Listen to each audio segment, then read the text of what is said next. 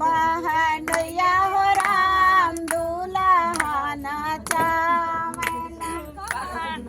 पान खाना दूल्हे दूल्हे के पाछो भैया होला बताई जबाला दुल्हा के मामा का कहू दा